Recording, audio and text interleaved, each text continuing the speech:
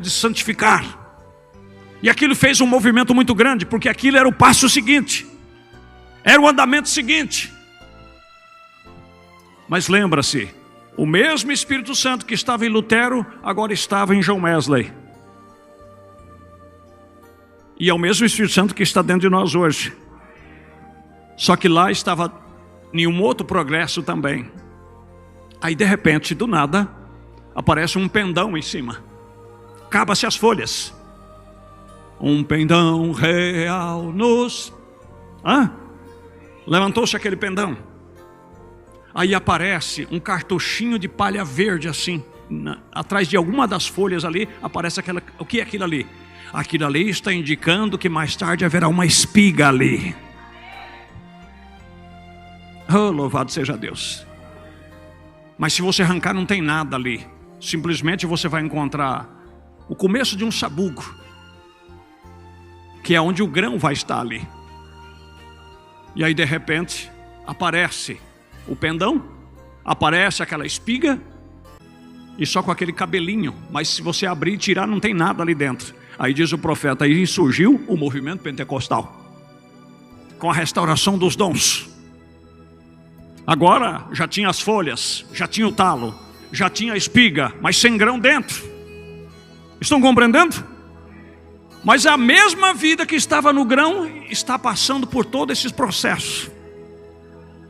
Louvado seja Deus. E era o mesmo Espírito Santo, a mesma vida trabalhando dentro de um propósito. Aí quando menos espera, dentro daquela espiga, aquela espiga começa a ficar inchada, começa como que a engordar. Aí você apalpa ela, aqueles cabelinhos ainda está meio vermelho, meio amarelo, depois começa a ficar meio sapecado. Aí quando você chega, aquele cabelinho está todo seco, e a espiga está cheia. Aí o agricultor vai lá com a unha de um lado, a unha do outro, e dá uma brida para ver, bem de leve, para não estragar a espiga. Aí se o grão, você aperta nele, a unha não entra muito dentro dele, ele está no ponto da pamonha, está no ponto do curau. Aí as donas de casa iam encher o saco, as cestas, e levar para casa, vamos ralar, e vamos fazer bolo, e vamos fazer pamonha, vamos fazer curau. Mas se você quebrar e colocá-la dentro do paiol, você vai perder a roça, porque ele vai apodrecer todo. E agora, o que acontece? Chegou a parte mais importante.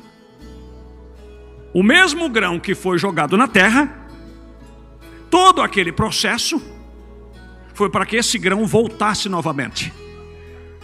E agora ele voltou. E ele está lá na espiga. Plantou-se um grão, agora temos centenas de grão que está lá na espiga. Se o grão de trigo não cair por terra e morrer, fica ele só. Mas se ele ressuscitar, se ele viver, ele dará. Se ele morrer, ele dará bastante frutos. Agora o interessante, aí veio os pentecostais. E no meio dos pentecostais, aí é que você vai entender. O William Branham estava na Igreja Batista Missionária. E não apareceu um anjo no caminho de Damasco como apareceu para Paulo. Não. O anjo do Senhor lhe apareceu desde criança, mostrando que tinha um trabalho para ele. Como Paulo se envolveu com os fariseus, o irmão Branham se envolveu com os sistemas da época. Só que Paulo não trouxe nenhum ensinamento de fariseu. Ele não trouxe nenhum ensinamento de Gamaliel. Já foi um trabalho direto, por quê? Porque ali estava a eminência do grão. Ali estava a palavra já aperfeiçoada. Agora o irmão Branham pegou o processo dentro de um aperfeiçoamento. Então ele ainda pregou o evangelho dentro daquela palha que ainda não estava totalmente seca, aquele grão que ainda não estava totalmente seco.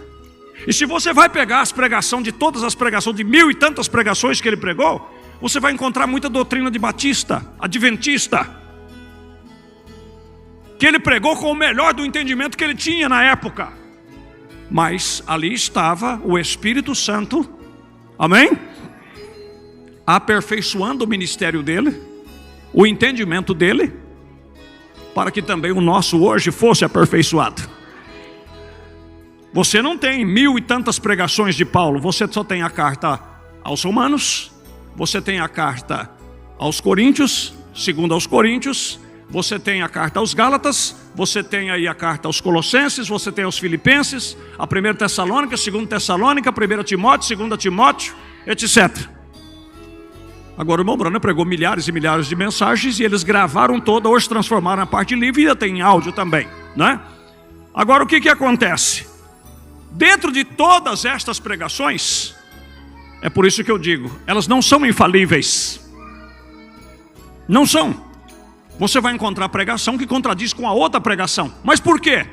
Porque na época que ele pregou esta mensagem, ele também estava crescendo, o grão ainda não estava maduro. Será que é difícil de entender?